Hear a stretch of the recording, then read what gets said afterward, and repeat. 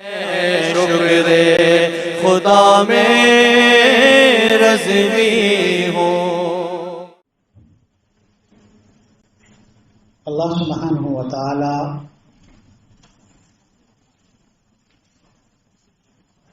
by His grace and by His mercy has granted man an apparent faculty which many other in the creation do not have. What is that faculty? It is called aql. It is called aql. Intellectual capacity. Allah has blessed us with intellectual capacity. And with this intellectual capacity, Allah has given you something that is called choice. Yes, in some issues you have no choice. In some issues there is no choice. You believe Allah is one. There is no choice. You believe that Nabi Akram Noori Mujassam sallallahu alayhi wa sallam is Khatamun Nabi. He is the seal of the prophets and no prophet will come after him. He is Allah's most beloved. There is no choice about these issues. There are 5 salahs. Nobody gets up in the morning and decides that today I'm going to only read 3 namaz. No, you don't have a choice in that. Okay, these are your fara'id. These are your obligatory actions that Allah has commanded us, and we do them. But on a general level, as insan, Allah subhanahu wa ta'ala has given us the faculty of intellect, and with that He has given us the power of choice. Allah did not create you like a donkey or like a monkey. However, some people want to behave like that. We may laugh about it, magar hakikat ye hai ki hasne ka nahi, rone ka maqam. When insan starts behaving like janwar, then we laugh, right? It's human nature. But we should not be laughing, we should be crying ki insan, where you were, you were burying your children alive. Where were you? You were burying your daughters alive and you were parading your women on the streets of Arabia. Where were you? You didn't know what it meant to cover your body with respect. And then Allah sent His most beloved Habib sallallahu alaihi wasallam as the most unique and the most beautiful example for mankind until Qiyamah. But still we want to make the cricketer our role model. Somebody don't like what I'm going to say? I don't care. You want to make the cricketer your role model? You want to make, now our children want to make the singers their role models. The footballer their role model. Jisko istinja karne ka dhang nahi aata hai. Is there no greater role model than the beloved Nabi sallallahu alaihi wasallam? Is there no better role model than he who the Nabi made your role model? The Nabi sallallahu alaihi wasallam said, Ayatul Iman Hubbul Ansar. He said the sign of Iman is love for the Ansar. And what did he say? Ayatul Nifaq Bughdul Ansar. And a sign of hypocrisy is to have animosity against the Ansar. Now according to some people, I may be talking Chinese right now. According to some people, I may be talking Chinese right now. Because ask our children, how many of them know who is the Ansar? How many of them? They know how many is playing on the right flank and how many is playing on the left flank. And who is doing this and who can do that. Don't know who are the Ansar. Who are the Ansar? And why did the Nabi sallallahu alaihi wasallam say that their love is the sign of Iman? Ayatul Iman. And their enmity is sign of hypocrisy. So what does that mean? It tells you in the time of the Nabi sallallahu alaihi wasallam proves that they were hypocrites. And that is why if you read Surah Baqarah properly, the early verse of Surah Baqarah, you will see the rad of the munafiqeen in it. Time doesn't permit to explain in detail now. Okay? But meaning those who claim to be Muslims, but they believe that Nabi doesn't know what's happening behind him.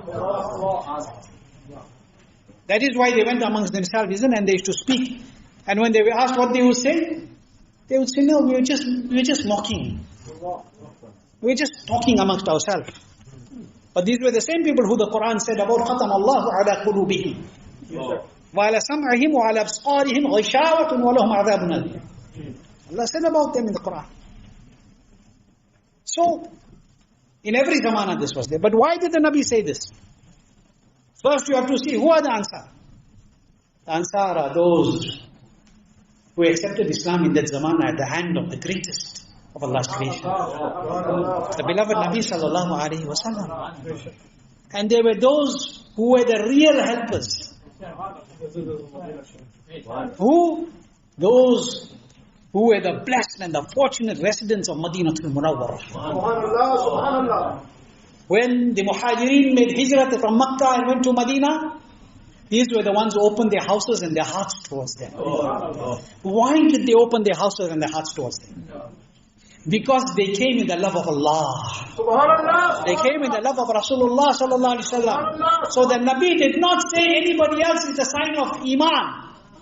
He said the Ansar are the sign of Iman. The love for the Ansar is the sign of Iman. What did it mean? It meant that those who open their hearts towards those who love Allah and His Rasul sallallahu alaihi wasallam, in every era they will be the sign of Iman.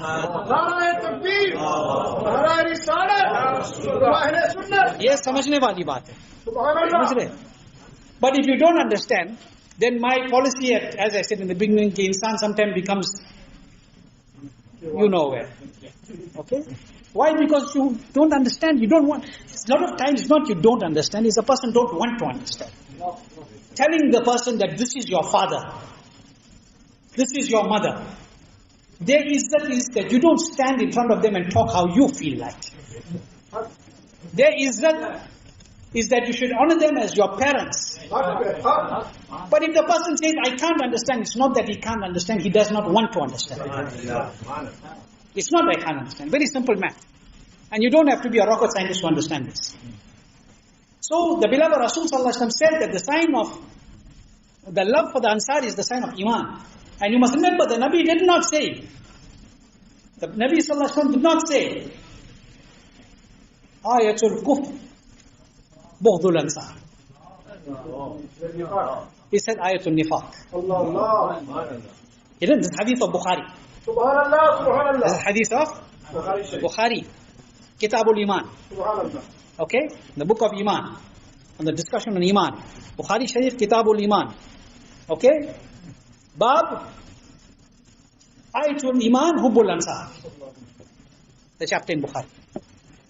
So, the beloved Rasul sallallahu alaihi wasallam did not say that he said Ayatul Iman Hubbul Ansar. Love for the Ansar. Sign of Iman is love for the Ansar. And I said this in the program on Sunday at Maulana Ziyar Mustafa's place, that, and I'm starting with this for a reason today. So I can take you somewhere very quickly in the next few minutes. He sallallahu alaihi wasallam is present physically, and it's our Iman that even though Nabi sallallahu alaihi wasallam has left this world, he's still present. That is why we say Muhammadur Rasulullah. Muhammad is Allah's Rasul. That's why everybody that accepts Islam today too has to say Muhammad is Allah's Rasul. He can't say Muhammad was Allah's Rasul. He is. When you say he is Allah's Rasul, then he is present. In the sense that the beloved Nabi sallallahu alaihi wasallam is aware of our heart. But if your Nabi doesn't know about you, who will know about you? Who will know about you?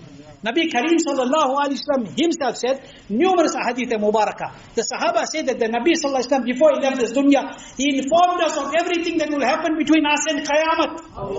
Of every bird that will fly in the air. I'm being brief.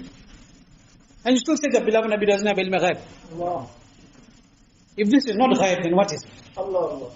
I said to them that day, that today people complain, how that is Hosei Pak controls people's heart? How is it Khaja Garib Nawaz controls people's heart? How certain pious person, how do they know? They're in one place, how do they know what is happening somewhere else? You forgot what happened. when Hazrat Sariya was fighting the battle. And Hazrat Umar Farooq radiallahu anhu was miles away. And he said, Ya Sariya al-Jabal. Oh Sariya, look at the mountain behind you. What Hazrat Umar was seeing was? What was he seeing? Firasatul mu'min. You are seeing with the spiritual sight of a believer. But we're prepared to accept everything. We're not prepared to accept that this can happen. What has happened to us? I said on that day in the function, I'm repeating this again for the same reason. Today you have team view on your computer. You have any desk on your computer. Those who know computers and those who are used to using the computer, what do you do with any desk? What do you do? What does any desk do? Huh? It remotes the computer. Nah, I've seen somebody who knows computers now. Is telling me now. That's why I said I asked this. So I know there are people here who know will tell me. So they can become my dalil. They become my proof. Any desk, team view, etc. It remotes your computer. What happens? Meaning, Bhai Sahib is sitting anywhere in the world. And where I'm sitting? Here. I want to sort out something on my computer. I don't know A to Z of it. I said to him, I don't know how to do this. He said, no problem. Ho jayega. By where you are? I'm in the UK. Baba, I got no ticket to come to the UK. Right now, visa ka mamla bhi hai because of COVID. Maulana, you don't have to come to the UK. I'll come to you. Are you allowed? You have. I know UK citizens don't need visa to come to South Africa. But when you'll be able to come by, I need this thing sorted now. Maulana, now I'm coming. Are baap re baap. Now I'm coming. Kaha UK, kaha Durban? You're going to sort my computer out right now without anything. Maulana, let me tell you, even without coming, I can do it right now. How? Do you have any desk on your computer? Yes, I have. Just send me a picture of the code. Just send me the code. Send him the code. Next minute a message comes up on my computer. Accept. Accept. Somebody is trying to connect. Accept. Acha, accept. Now you sit back. The cursor on your screen is moving by itself. He is opening whatever files he wants. He is doing whatever he wants. And that person is sitting somewhere else. Wahi se mera computer chala raha. Everything he is doing. After 10 minutes, Maulana, job done. Don't worry. Ye kaisa hua? You sitting there. Without coming you came. Without doing anything else inside my computer. Without any other controls, you did all this. Kaisa hua? Maulana, technology ka zamana hai. The technology is the slave. The technology and the best technology is the slave of the dust under the feet of the beloveds of the beloved Rasul sallallahu alaihi wasallam. If they can do it with technology that is coming by a kuffar, why can't those beloved ones who are programmed from the court of Allah subhanahu wa ta'ala? Those who are programmed from the court of Allah, how is it that they cannot do it? Ye to kuch nahi hai. Ye to kuch nahi hai. This is nothing. Alhamdulillah. Ye to bata sakte. Today they do ultrasound. They do a scan. They'll be able to say, oh, you are going to have a boy or you're going to have a girl. Say, yes, this is going to happen. Doctor says this, doctor says this. Kitna baar ho chuka, doctor ne ladka bataya, ladki paida. Kitne baar bataya. Magar the awliya Allah and those who see the firasat at that level, that the doctor can only see ladka ho ya ladki ho after they do the scan after 120 days. After 120 odd days or a little bit after that, they can only tell you. Ladka hai ki ladki hai, jo bhi, whatever through science, that too is a good guess. ठीक है, through technology. Allah ke mehboob bande wo hai. When even the formation is not there, they will tell you ladka hai ki ladki hai. Samajh rahe? So, what is all this? Why am I saying all this to you? Man has been given choice. I gave you to where I started. Man has been given akal. You have to be logical about things. Follow Allah's deen, but be logical. Do not, the people say, Maulana, in the past, we never did this way. We were doing like that. How come now? Science changes something. You don't say why you changed it now. You say, no, this is the right way. Halaki wahi garbar hai. Remember, I always said, doesn't mean if your great-grandfather was a smuggler in the Durban Harbour, you have to be a smuggler. Samajh rahe? But he was a namazi. You should be a namazi. Nobody says that my dada was a namazi, so I want to be a namazi. Say he was doing that, I want to do that. He was a gangster.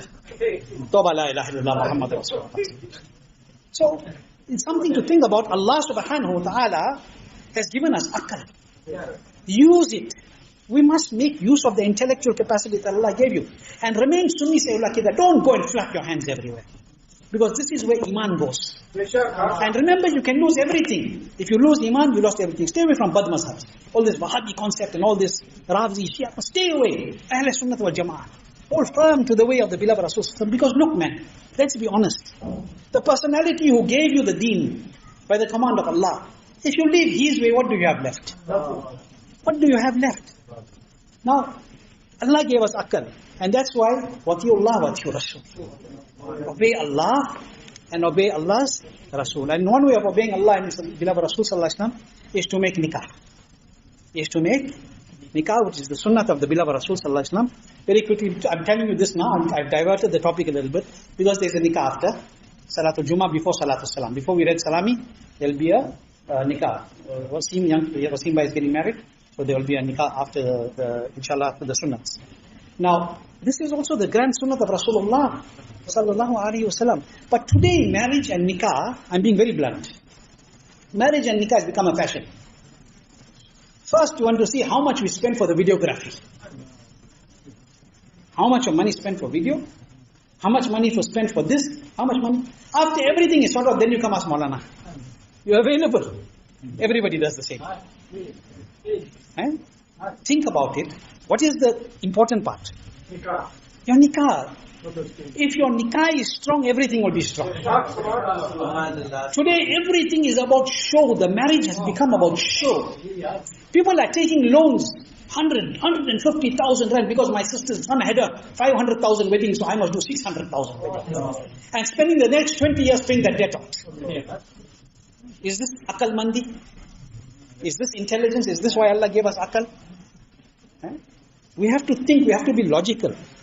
Yes, there is a rule that you have to give mahar, you have to do this, you have to do nikah, there must be witnesses, there must be etc. Do it the right way, and there will be barakat in it.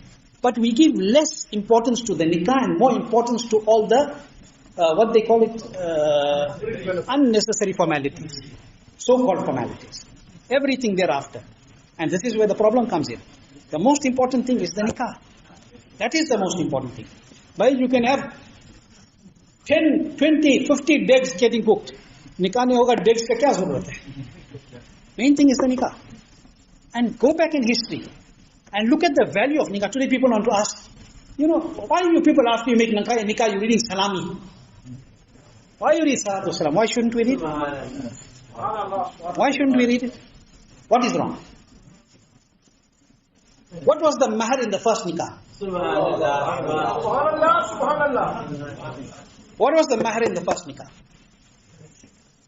When Allah subhanahu wa ta'ala created Mahawwa, radiallahu anha, Hazrat Adam alayhi nabi alayhi salatu walked towards her. I'm being brief. Allah subhanahu wa ta'ala said, Adam, you can't touch her without nikah. I'm being brief, I'm giving you the gist. Can't touch her without nikah. So, Allah subhanahu wa ta'ala gave the hukum. Adam alayhi salam said, Ya Allah, what must I do? Give mahar. You have to give mahar, pay a dowry for her to become halal upon you. What is the dowry? Read durood upon my Nabi sallallahu alaihi wasallam. Read durood upon Nabi Muhammad sallallahu ta'ala alaihi wasallam. Adam alayhi salam didn't give gold. Yes, the hukum now is forced to give the minimum mahar. But Adam alayhi salam didn't give gold. Allah ta'ala said, read durood upon my Nabi. What did you understand? That was the most valuable mahar for the first two of the creation. For the first. So if that was the mahar, for our father and the father of the entire mankind, Abul Bashar, then why can't there be a blessing at the end of any other nikah? Kyun barakat nahi hogi? Akal. Okay? In the time of the beloved Rasul sallallahu alaihi wasallam, this is how they thought about.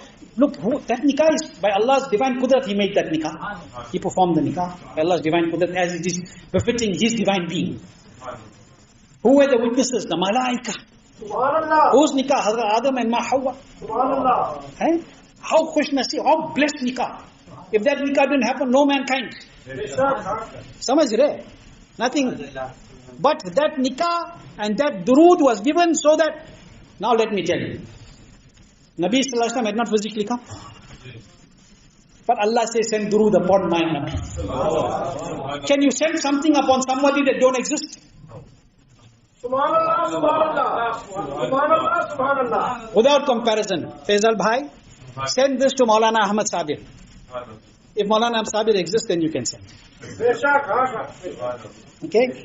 So, when Allah says, send upon my durood, my Nabi, what did it mean? That the Nabi was present even then, sallallahu alaihi wasallam. The nur of the beloved Rasul, sallallahu alaihi wasallam. Now somebody will turn around and tell me, Maulana, but why you are sending sawab to the marhooms who passed away? They don't exist. I said, you don't understand. To you, they don't exist. But they do exist. They do exist. That's why the Nabi taught you, and it's in the Hadith Sharif. When you go to the Qabristan, the first thing you do is you make salam to your marhooms. You make salam to the marhooms. Again, haqqan. Think about it. You need to think about it. Very quickly, in the time of the Nabi sallallahu alaihi wasallam and the beloved companions of Nabi sallallahu alaihi wasallam, I'm going to give you one waqia, because people usually say that men, we give lecture, but we talk less about the women. We talk about the men. One riwayat for you, inshallah it will satisfy your heart also. And if you listen with the eyes of, the ears of love, inshallah it will strengthen your iman and pass the message on to your children and your daughters as well. Hazrat Sayyidatuna Rumaysa bint Milhan. Hazrat Sayyidatuna Rumaysa bint Milhan was famously known Sahabiya, Rumaysa bint Milhan. She was famously known as Sulaim. She was known as Sulaim. This is that woman that used to gather the blessed perspiration of Nabi sallallahu alaihi wasallam and use it as her perfume. Hazrat Rumaysa bint Milhan. She was known as Sulaim. Now Sulaim radiyallahu ta'ala anha was first married to Hazrat Malik ibn Nadhr radiyallahu. She was first married to Malik ibn Nadhr. She was married to Malik ibn Nadhr. Now, when Hazrat Rumaysa radiallahu anha was married to Malik ibn Nadhr, Allah blessed her with one son. You know who was that son? Anas ibn Malik radiallahu anhu. Sahabi Rasul Hazrat Anas ibn Malik. So Rumaysa bint Milhan, who was well known as Sulaim, was the mother of Hazrat Anas ibn Malik radiallahu anhu. Now, when Hazrat Anas ibn Malik's father passed away, then after some time, she was given a proposal. She was given a proposal by Zayd ibn Sahal radiallahu anhu. She was given a proposal by Zayd ibn Sahal radiallahu anhu of marriage. Now who's Zayd ibn Sahal? Abu Talha radiallahu anhu. Who everybody knows as Abu Talha radiallahu anhu. His actual name is Zayd ibn Sahal according to some riwayats. Right? So Hazrat Abu Talha radiallahu anhu offered her, gave her the proposal of marriage. So Hazrat Sayyidatuna Sulaim radiallahu anhu said, oh Abu Talha, the proposal of people like you cannot be refused, because he had a very good standing in the community. Hazrat Talha radiallahu ta'ala, he had a very good reputation. He was very rich, very wealthy person at that time. So she said, people like you, the proposal cannot be refused.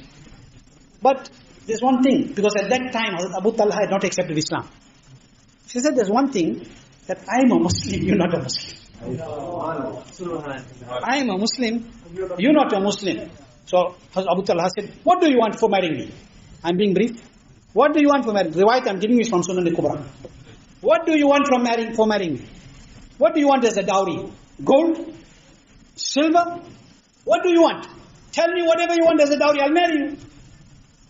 She said, I have no need for your gold and your silver. She said, then what mahar do you want for me to marry you? She said, Islam. Allahu Akbar. Allahu Akbar. They didn't fall for the wealth of this dunya and give their deen away for dunya. They sacrificed everything for their deen. She said, Islam. My mahar is that you should accept Islam. Abu Talha radiallahu anhu went in the court of the beloved Rasul sallallahu alaihi wasallam. He said to her, who will facilitate this? She said, the beloved Nabi sallallahu alaihi wasallam. So he went to the beloved Nabi sallallahu alaihi wasallam. And as he walked towards Nabi sallallahu alaihi wasallam, remember he wasn't a Muslim then. As he walked towards the beloved Nabi sallallahu alaihi wasallam, Nabi sallallahu alaihi wasallam was seated amongst the Sahaba Ikram. Subhanallah, the full moon in the full moon, and around him all those beautiful stars. What a beautiful zamana it was. Khairul Qurun, the most beautiful of all eras. Nabi Karim sallallahu alaihi wasallam is Jalwa Feroz, Sahaba Ikram are present, and Abu Talha is not a Muslim now. He is coming up because Sulaim said, I'll marry you, but my mahar is not money. My mahar is what? Islam. You accept Islam, I'm accepting that as my mahar. That is my mahar. He comes in the court of the beloved Rasul Sallallahu Alaihi Wasallam. Rasul Pak is not present physically, apparent sense, in front of them while they were talking. He is coming. And as he approaches, while the beloved Rasul and the Sahaba Ikram are sitting there, as he approaches, Nabi Akram Nur Mujassam Sallallahu Alaihi Wasallam sees him coming. And Nabi Sallallahu Alaihi Wasallam says, I can see the glow of Islam on the forehead of Abu Talha.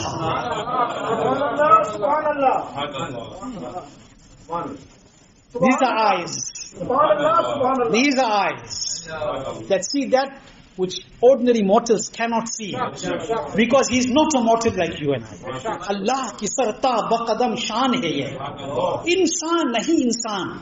वो इंसान है ये कुरान तो ईमान बताता ही है ईमान ये कहता है मेरी जान from head to toe he is the blessing of the manifestation of Allah, a human not like you and I, but such a human is he that Quran says Iman is he, Iman says my soul is he. He sallallahu alaihi wasallam says I can see the jalwa of Islam in his forehead, I can see the rays of Islam in his forehead. He comes in the court of the beloved Rasul Sallallahu Alaihi Wasallam, and then he accepts the deen of Rasulullah Sallallahu Alaihi Wasallam, the deen of Allah. And the beloved Nabi Sallallahu Alaihi Wasallam makes his nikah to Sulaim on his mahar of Islam, on his mahar of accepting Islam. And the Sahaba Ikram, Hazrat Sayyiduna Thabit radiallahu anh says that we have never heard of any dowry, any mahar more exalted than this in our zamana. What she asked for. What she asked for. Listen to our mothers and sisters. That whatever you have, your deen is first. Whatever you have, your deen is first. And if you understand this, you have understood everything. But again, it goes back to where I started. Aql. If a person still can't see black from white and right from wrong, then it is no qusur of the brightness of the sun if the bat in the day says that there is no sun. It is not the qusur of the brightness of the sun. Okay? So Allah Ta'ala keep us with Iman. Let us leave this world with Iman.